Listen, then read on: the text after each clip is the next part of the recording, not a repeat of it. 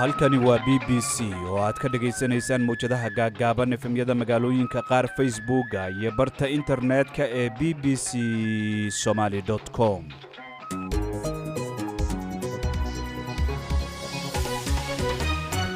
kulan wanaagsan dhageystayaal waa kowda bisha Agoosto Afrikada barina saacadu waa 7 subaxnimo oo gow ah. qodobada barnaamijka aad ku maqli doontaana waxaa kamid ah dalalka muslimiinta oo mar kale si adag uga hor yimid ficilada isdaba jooga ee lagu gubayo Qur'aanka Kariimka. warar dheeraad ah ayaan arrinta idinkaga haynaa.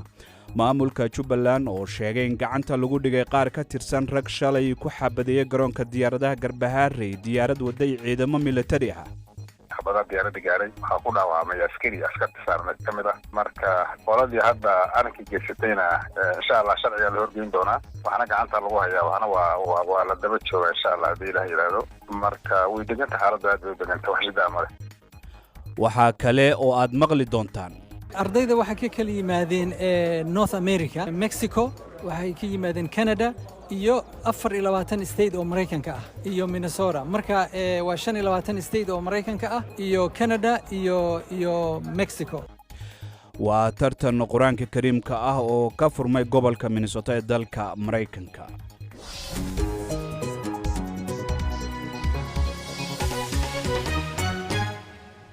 qodobada iyo kuwa kale ayaad ku maqli doontaan barnaamijkan subaxnimo uu soo saaray Axmed Badar. dhageystayaal anigoo Xasan Sheekh Cumar ayaan idinla socodsiin doonaa. waxaan soo ku bilaabaynaa wararka caalamka iyo Foos Ciid. mahadsanid Xasan. dalalka dariska la ah Nigeria ee Burkina Faso iyo Mali ayaa ku dhawaaqay inay u arkaan ama u arki doonaan faragelin kasta oo military oo lagu sameeyo Niger inay tahay ku dhawaaqid dagaal. labada dal ee uu militariga xukumo oo labaduba xiriir dhow la leh Moscow ayaa sheegay inay diidi doonaan in la dhaqan geliyo cunaqabataynta uu ku dhawaaqay ururka galbeedka Afrika. 41 qof oo laga soo badbaadiyay xasuuqii Shakahola ee Kenya horaantii sanadkan ayaa lagu wadaa in lagu soo oogo dambiyo dil iyo eedeymo kale. dacwad oogayaasha ayaa sheegay inay ahaayeen waalid dhalay caruur dhimatay ama weli la laayahay waxa ayna ku eedeeyeen inay ka dambeeyeen wixii dhacay. wakiilada Talibaanka Afghanistan iyo dowladda Mareykanka ayaa wadahadal naadir ah ku yeeshay dalka Qatar. dhinaca Mareykanka ayaa ugu baaqay Taliban inay joojiyaan xadgudubyada ka dhanka ah xuquuqda aadanaha waxayna ku baaqeen in la sii daayo dadka Mareykanka ah ee xiran. madaxweynaha Nigeria Bola Tinubu ayaa ku dhawaaqay tallaabooyin taxana ah oo wax looga qabanayo sare u kaca maciishada taasi oo dhalisay kacdoon shacab iyo dhac. waxa uu sheegay in uu fahamsan yahay dhibaatooyinka ay dadka haatan la kulmayaan. ciidamada Colombia ayaa sheegay in 13 qof ay ku dhinteen iska horimaad ay la galeen fallaagada FARC ee mucaaradka ku ah gobolka Cauca. dhacdooyinka rabshadaha wata ayaa sii socday xitaa 7 sano kadib markii dhaqdhaqaaqa guud ee FARC uu heshiis la saxeexday maamulka. waxaa mar kale dhacay weerar kale oo habeennimo ah oo ay fuliyeen diyaaradaha aan duuliyaha lahayn ee Moscow. duqa caasimadda Ruushka ayaa sheegay in diyaaradaha aan duuliyaha lahayn ay garaaceen isla dhismo ganacsi oo la weeraray dhamaadkii toddobaadkii hore. ugu dambeyn tirada dhimashada kadib iska horimaadyo 3 maalmood ka socday xerada ugu weyn ee Falastiiniyiinta ee Lubnaan ayaa gaartay 11 qof. dagaalka ayaa waxa uu dhex maray xubno ka tirsan dhaqdhaqaaqa Fatah iyo Islaamiyiinta ku sugan xerada Cayn al-Xilwe. wararkii caalamka waa naga intaa Xasan. aad bay u mahadsan tahay Foos Ciid oo nala socodsiinaysa wararka caalamka ee BBC-da. dhageystayaal haatan u diyaar garooba qaybaha kale ee barnaamijka.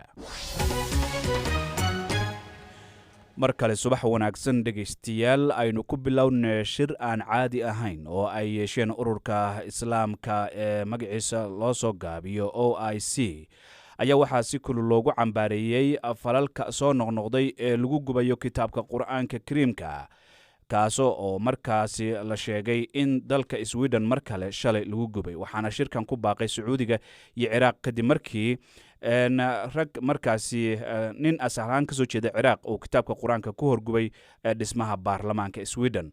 tallaabadani waxaa cara ka muujiyay guud ahaan muslimiinta ku nool caalamka. xogayaha guud ee ururka iskaashiga Islaamka Xuseen Barhiim Taha oo khudbad ka jeediya kulanka oo ay isugu yimaadeen dalalka Islaamka ayaa waxa uu sheegay in ficiladaasi ay yihiin kuwa aan wax qiil ah loo heli karin.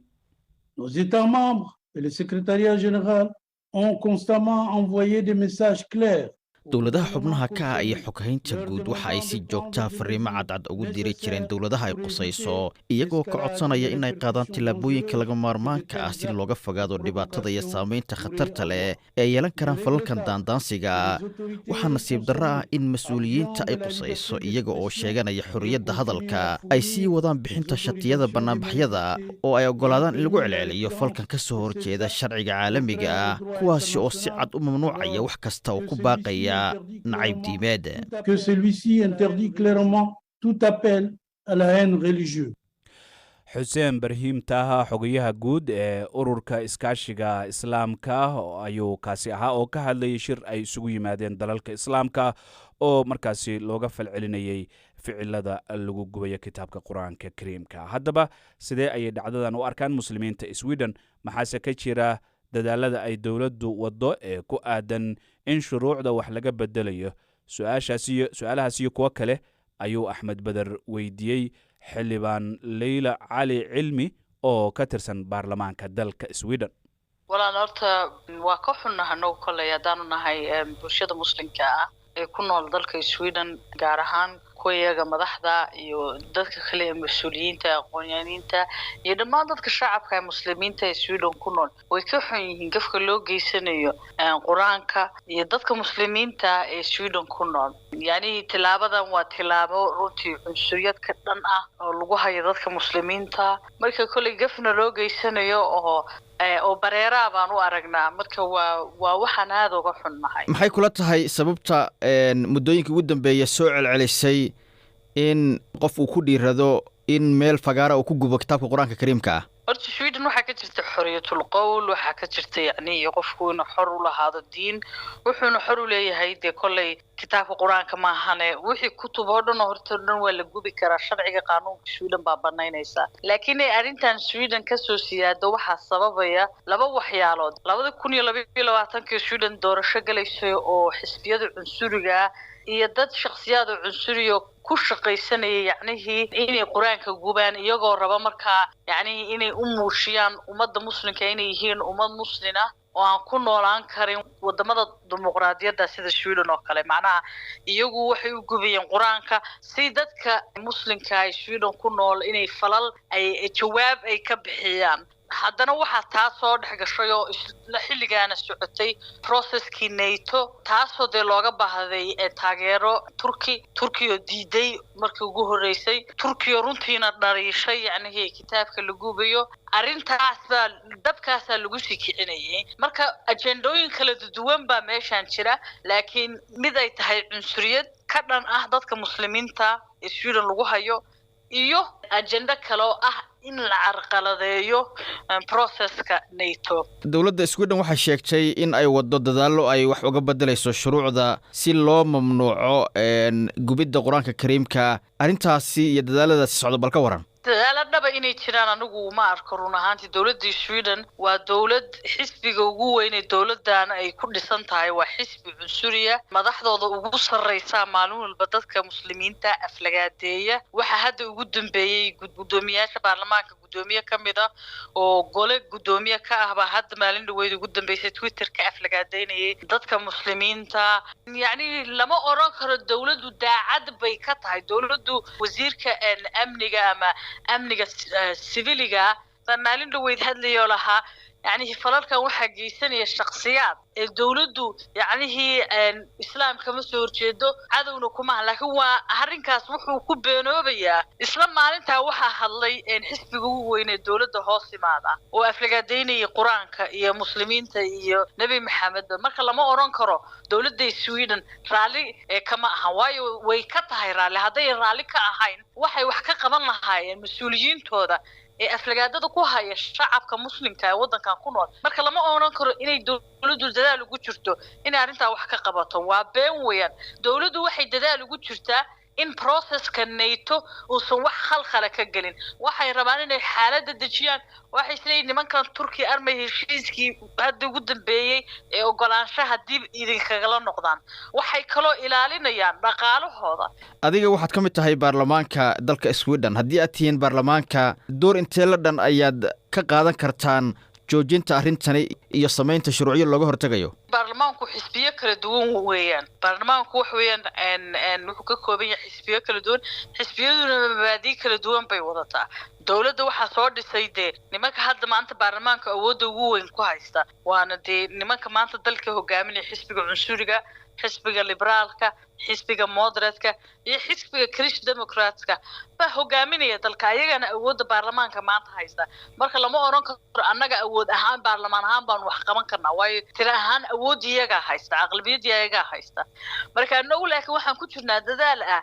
in la fiiriyo sharciga cunsuriyadda oo Sweden oo ilaalinaysa in ummad loo gafo diinteeda loo gafo in sharciga la adkeeyo maxkamadaha wadankuna inay ku dhaqmaan sharcigaas anu kale qof kasta muslim oo Sweden ku degan oo ku nool oo muwaadin waxaan leeyahay in si nabadaynu wax ku gaarno waayo hadda waxaan muslimiinta in burush xaar la mariyaa la rabaa marka anu waxaan dhilahay la isdejiyo nabad baa wax kasta lagu gaari karaa ليلى علي علمي oo ka tirsan baarlamaanka dalka Sweden qadka telefoonka ayaa Axmed Badar ugu waramaysay qaar kamid ah dhageystayaasha BBC-da ayaa qodobkaasi dhanka Facebook-ga aragtidooda kaga soo dhiibtay waxaa kamid ah Cabdinaasir Mudassir Sheekh oo jooga Suuf waxa uu leeyahay dalalka muslimiinta ah oo mar kale si adag uga hor yimid ficilada isdaba joogga ee lagu gubayo Quraanka Kariimka runtii waa arin lagu farxo oo mudnaanteeda leh waa in ay iska garabsadaan ama isgarabsadaan u leeyahay muslimiintu meel kastoo ay joogaan si ay uga hortagaan dhibaatooyinka soo noqnoqonaya ee lagu beegsanayo kitaabka Quraanka Kariimka Cabdirasaaq waa Cabdixareed Maxamed Haaruun oo luuq ganana ka soo qoraysna waxa uu leeyahay dalalka muslimiinta oo mar kale si adag uga hor yimid ficilada isdaba joogga ee lagu gubayo Quraanka Kariimka dhab ahaantii waa arrin mudan in aad looga dhiidhiyo leeyahay waxaasad moodaa inay aad u soo badanayaan falalka noocan ah waxaan rajaynayaa dalalka islaamka ee cambaareeyay arrintaas inay xiriirka u jari doonaan dalalka arrinta ku kacay oo Sweden ay ka mid tahay uu leeyahay waa aragtidoodan wayna mahadsan yihiin dhageystayaashaasi xaggaasi dhanka Facebook-ga aragtidooda noogu soo gudbiyey markaana haddii aynu ku sii soconno qodobada kale maamulka gobolka Gado ee Jubbaland ayaa sheegay in sharciga la horkeeni doono rag isugu jiray shacab iyo ciidamo shalay xabadeeyay diyaarad waday ciidamo military ah oo ka degaysay garoonka diyaaradaha magaalada Garbaharey ee gobolka Gado gudoomiyaha gobolka Gado Cabdullaahi Cabdi Jaamac Shimbir ayaa BBC-da u sheegay in kooxda falka geysatay oo qaarkood ay diidan yihiin isbedel ciidamada lagu samaynayo gacanta lagu dhigay kuwa kalena lagu raad joogo ilaa iyo hadda inta la og yahay rasaasta lagu furay diyaaradda waxaa ku dhaawacmay hal askari garoonka Garbaharey waxaa degan ciidamo ka tirsan ATMIS gudoomiyaha Gado ee Jubbaland Cabdullaahi Shimbir ayaa Axmed Cadceed uga waramay sida ay wax u dhaceen diyaaradda waxay ahayd diyaarad ciidan ka soo qaaday doolow way dejisay ciidanka marka hore ciidamada halkaana la isku bedelayay taliyaha guutada ahaaba oo hore la bedelay taliyaha guuta cusub ay socday oo soo maray dhinaca doolow ciidamada oo marka isbedelkoon ciidamada wax quseeyo uu ka soo qaatay meesha la yiraahdo doolow diyaaradda fatanqaad bay ahayd meelahaas marka diyaaradda waxay ahayd keentay maaqaano alaab iyo waxdaas meesha keentay marka annaga codsanay inay ciidanka noo soo qaado halka noo keento ciidanka marka safarka koowaad caadi bay u yimaadeen oo si nabad ah u yimaadeen tii dambe oo loo noqday oo laba diyaaradood camal bay ahaayeen ee loo noqday bay waxaa dhacay hoogaada uu fawdaha ka dhacday airportkii diyaaradda markii degaysay baa dad shacab ah oo laba nin meelahaas camal oo qori wadata oo maalahan ka soo baxay Soomaaliya iska wada hubaysan tahay iyo dhowr nin oo askarti ah oo diidahayay isbedelkii waxaas iyo ka cabsi qabay isbedelkan yimid inuu saameeyo horey dambiye iyo wax u galgalay baa iyo diyaaradda habada ku riday habada diyaaradda gaaray waxaa ku dhaawacmay askarti saarneed ka mid ah marka diyaaradda saas ay halkeeda waa gartay sidee ugu suurta gashay dadkan shacabka ah iyo qaar ka mid ah ciidanka aad sheegaysay ee xabadeeyay inay xabadeeyaan diyaarad soo degaysa dee labada qolba lama filayn dadkuna dee intay guryahaas ku dhex galaan airboortka magaalada haddaad taqaan magaalada ku dhex yaallaa magaalada ku hareereysan marka magaaladii baa weynaato airboortka iyo wixii dhaaftay meel aan hadda munaasib ahayn buu ku yaallaa marka meesha ay ka dhigaysaba waa guryo wey. xaaladdu hadda sidey tahay, sidey wax ku dambeeyeen? aad bay u fiican tahay, waxba shidaa male. qoladii hadda arrinka geysatayna insha allah sharciga la horgeyn doonaa, waxaana gacanta lagu hayaa, waxaana waa la daba jooga insha allah haddii ilaah yidhaahdo. marka way deganta xaaladdu aad bay u deganta, wax shidaa male. ciidamada la keenay magaalada ee diyaaradda saarnaa maxay ahaayeen, imisay sadhan yihiin? ciidamada military weeye, waa ciidamo military ah weeye, waa xoogga dalka weeye. diyaaradda marka hore 40 bay keentay, baanduulihii qaybta iyo taliyihii guutada cusbaa oo xil ka tirsan lahaa 40 ay ka mid yihiin bay marka hore keentay, marka dambena 40 kale keeni lahayd oo sidaas oo kale ah. waxaa kaloo la socday taliyihii qaybta booliska oo isaguna rabay inuu yimaado garbaari kasoo qaybtamay doolo. waa gartay. marka diyaaradda intaas oo ciidan ah ay saarnaayeen, maxaa looga taxadari waayey in ay dhibaatadan oo kale dhacdo haddii sidoo kale la ogaa inay jiraan dad ka biyo diidsan isbedelada ciidanka ee la sameeyey? wallahi waa lala hadlay oo ayagaa wada hadlay, ciidanka ayagaa wada hadlay. saraakiisha laftoodii diyaaradda hore saarnayd baa la soo hadashay.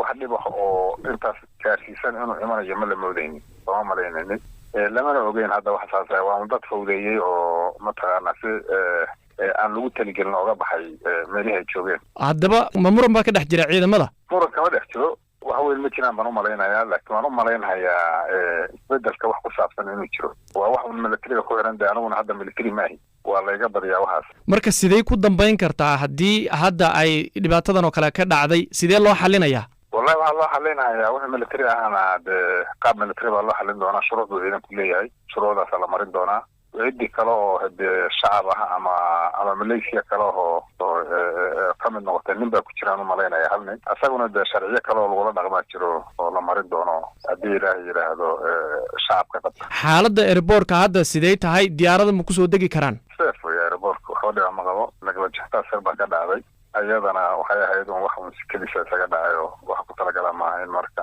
ciidamada soomaha degan airboortka amaankiisuna wuu sugan yahay, wax dhibaana kama jiraan. sidee lagu xaqiijinayaa in aysan hadda sidan oo kale dhacaynin? annaga xaqiijinayna insha allah, madnaba ma dhacayaan wax dhacay. gudoomiyaha gobolka Gado Jubbaland Cabdulaahi Cabdi Jaamac Shimbir oo u waramayay Axmed Cadceed ayuu kaasi ahaa. welina halkaad nagala socotaan waa bbcsomali.com. BBC waxaad ka heli kartaa wararkii ugu dambeeyay ee Soomaaliya iyo caalamka oo dhan maalin walba. waa hagaag dhegeystayaal, qodobo kale ayaa inoo soo socda. ase ahaatee markan gobolka Minnesota ee dalka Mareykanka waxaa ka furmay tartan qur-aanka kariimka ah oo ay ka qaybgelayaan arday gaaraysa ilaa 500 oo arday. ardaydan ayaana waxay isaga kala imaanayaan qaybaha kala duwan ee waqooyiga Amerika, waxaana la guddoonsiinayaa dadka gala kaalimaha wanaagsan abaalmarino qaali ah. wariyaasiyaad Siciid Saalax ayaa waraysi la yeeshay Aadan Sheekh Cali oo ah gudoomiyaha guddiga qabanqaabada tartankaasi qur-aanka kariimka.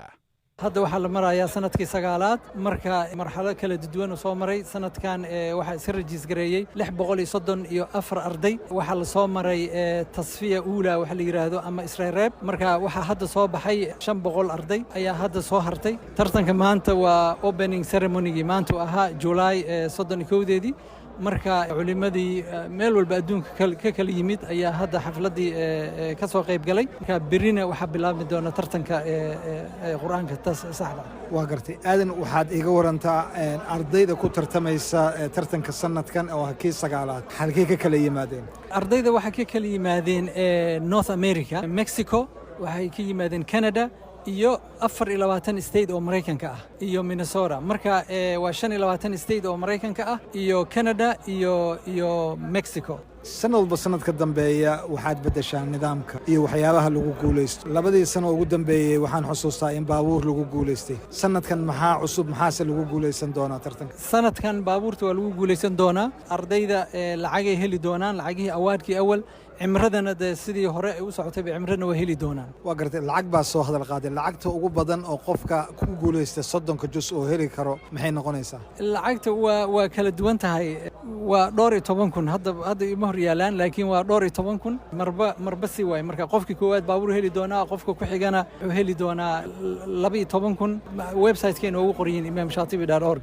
waxaad iga warantaa tartanka ma gabdhaha iyo wiilasha mid u dhaxeeya mise waa mid ay gabdhuhuna goonidooda u tartamayaan wiilashooduna goonidooda ay u tartami doonaan sida imaam shaatibi hore loogu bartayba ardayda hadday 20 ka badan yihiin waa la kala qaybinayaa gabdhihii iyo wiilashii si gaaray maaragtay uga qayb galayaan u tartami doonaan sanadkan 30 jus waa gabdhaha iyo wiilasha waa separate waa kala duwan yihiin 20 jus maadaama ay gabdhaha yar yihiin waa la isku daray sanadkan waa mix macnaa wiilashii iyo gabdhihii waa tartami doonaan laakiin inta kale 15 jus waa separate waa gabdhahana waa tartami doonaan gooniye u tartami doonaan wiilashii 10 jus sidoo kale 5 jus saasoo kale 1 jusna saasoo kale waa gartay aadan dalkan waxaa laga cawdaa dhibaato badan oo haysa dhalinyarada halkana tartan quraana lagu tartamaya marka maxay waalidiinta sidee ugu diyaar garoobaan ama tartankan uu ka caawin karaa xagga dhalinyarada dhibaatooyinkooda waa su'aal fiican runtii qofkii waalidkii u baahan in maaragtay caruurtiisii tartankaasi ama quraanka ama dugsiyada geeyo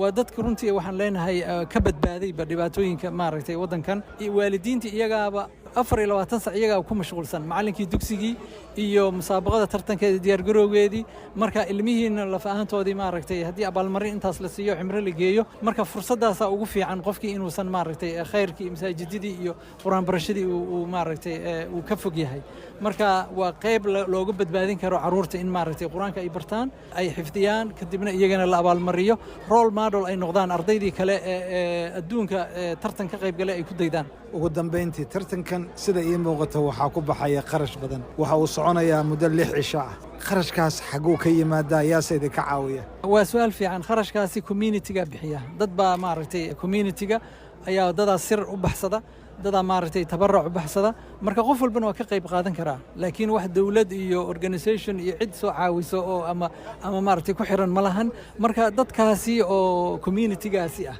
ayaa qayb ka qaata oo maaragtay qof walba ka mid ah insha Allah kaasi wuxuu ahaa aadan sheekh cali gudoomiyaha guddiga qabanqaabada tartankaasi ka dhacaya gobolka Minnesota ee dalka Mareykanka oo Siyaad Siciid Saalax uu waramayay markaana xeebaha dalka Ghana ayaa weli waxaa ka muuqda raadad hore oo ah xusuusta haraadigii markaasi ganacsigii dadkii la adoonsan jiray qayb oo dhirirkeedu gaarayo 560 kilomitir ayaa waxaa ku yaala in ka badan 20 qalcadood oo dadka lagu xarayn jiray markii la dhoofinayo mid ka mid ah qalcadahan ayaa hadda ah meelaha loo dalxiis tago ee ugu waaweyn dalka Ghana ilaa qarnigii 16aad goobahan waxay u isticmaali jireen ganacsatada reer Yurub saldhig ay ka soo daabulaan dahabka iyo sidoo kale ganacsiga dadka waa aag ay cilmi barayaasha ku takhasusay waxyaabaha qadiimiga ay sahmiyeen sanado badanna ay arrintaasi wadeen waxaana haatan shaaca ay ka qaadeen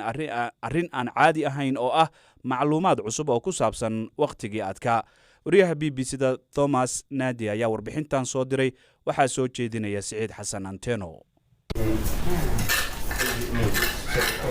badweynta Atlantiga ee Abense ee dhacda koonfurta dalka Ghana koox cilmi baarayaal ah oo dabagala waxyaabaha qadiimiga ah ayaa ku mashquulsan shaqada gudaha goob la yiraahdo Fort Amsterdam ee caanka ah waxyaabaha ku qarsoon qalcadan ayaa waxay ka ogaadeen burburka dhismo ay aaminsan yihiin inuu yahay qalcadii ugu horeysay Ingiriisku ka sameyn jiray ka ganacsiga adoonsiga Afrika taasoo la dhisay sanadkii 1631 miilaadiga waxaan ku dhowahay inaan galo mid ka mid ah qolalka ay cilmi baarayaashu ku mashquulsan yihiin inay qodaan asaaska goob taas oo loo yaqaan Fort Slay Fort ee ah goobihii ugu horeeyay Ingiriiska ee goobta la yiraahdo Fort Cormantin markaan waan ku biirayaa iyaga si aan u arko waxyaabaha ay ku mashquulsan yihiin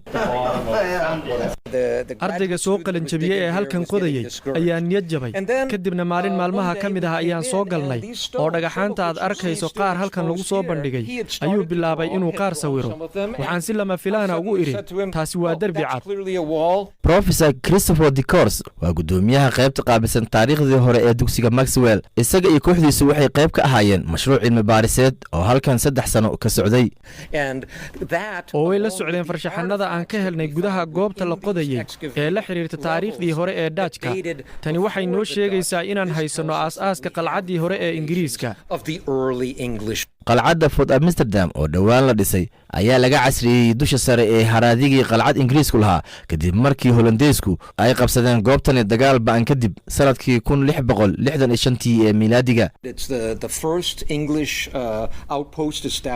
waa qaybtii Ingiriiska ee ugu horreysay ee ka baxda qaaradda Afrika meel kasta oo Afrika ka mid ah ma aha oo kaliya gaanada casriga ah.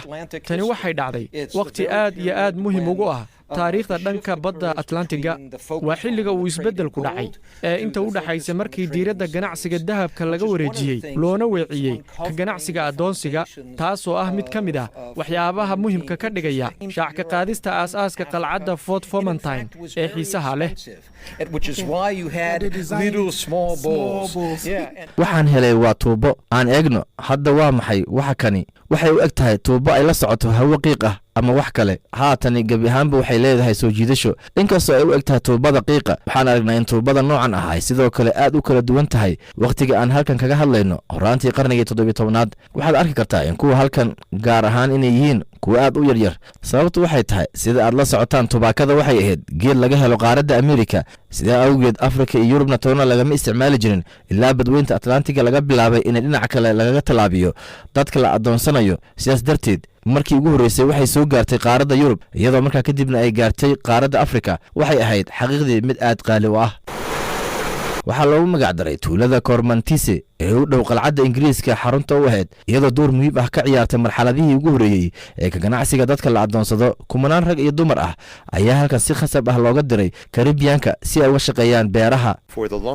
laga soo bilaabo waqtigii ugu dheeraa ee la dhisay ee sanadkii 1631 ilaa iyo 1665 markii Hollandeesku ay qabsadeen. inta badan waqtigaas waxaa jiray shirkad Ingiriis oo la yiraahdo Guinea Company, waxaana ay aad u xiiseynayeen ganacsiga dahabka. Michael Jarvis waa professor ku takhasusay taariikhda Atlantiga iyo digitalka ee jaamacadda Rochester. waxay ahayd 1663 boqorkii England Charles labaad waxa uu abuuray boqornimo loo rarayo dhanka Afrika, iyadoo kaasina uu diiradda saarayo ka ganacsiga dadka la adoonsado halkii uu ka ahaan lahaa ka ganacsiga dahabka. Cormantin waa magac hadda lala xiriirinayo dad badan oo Afrikaan ah oo la adoonsaday oo ka yimid xeebta dahabka. haatanna ah xilligan casriga ah dalka Ghana. goob dhaqameed muhiim ah ayaa waxaan la hadalnay ninka la yiraahdo Kingsley Nitamo oo ah agaasimaha fulinta ee madxafka Ghana iyo guddiga taalooyinka oo go'aansaday inuu ilaaliyo. helitaankan cusub waxaan aaminsanahay inuu caawinayo sheekada Fort Amsterdam, waxaana ay soo jiidan doontaa dad badan si ay u yimaadaan Fort Amsterdam iyo tan kale ee ka sii muhiimsan oo ah in ay qayb weyn ka qaadato kor u qaadidda dhaqaalaha maxalliga ah ee Abanze. kooxda cilmi baaristu ayaa waxa ay hadda sii wadi doonaan qodistooda dhowrka sano soo socotay, waxayna dhowaan rajeynayaan inay dadka la wadaagaan xitaa faahfaahin dheeraad ah ku saabsan waxyaabaha taariikhiga ah ee ay shaaca ka qaadayaan. siciid xasan anteeno ayaa soo jeedinayay warbixintaasi. markaana haddii aynu eegno wararka dhanka ciyaaraha, gaar ahaana dhanka suuqa ciyaartoyda, ciyaaryahanka qadka dhexe ee reer Brazil Fabinho ayaa waxa uu dhammaystiray heshiis 3 sano ah oo ugu dhaqaaqayo kooxda Saudi Arabia ee Al Ittihad oo markaas uu kaga soo biirayo kooxda Liverpool. Fabinho ayaa waxaa la sheegayaa in laga saaray safaro kooxda ay markaasi geli lahayd 29 jeer ayuu u saftay dalkiisa, waxaana uu ku biiray kooxda Liverpool bishii Luulyo sanadkii 2018. waxa uu ka mid yahay ama la leeyahayba 5 ciyaartooy oo qadka dhexe ayaa ka tegay kooxda Liverpool xagaagan. dhegeystayaal, guud ahaan idaacaddii subaxnimo oo Axmed Badar soo saaray waa naga intaa. haddii Allah awoodda la yiraahdo waxay noo ballanaa 5 galabnimo. inta ka horeysa bbcsomali.com ayaad kala socon kartaan wararkii ugu dambeeyay ee caalamka.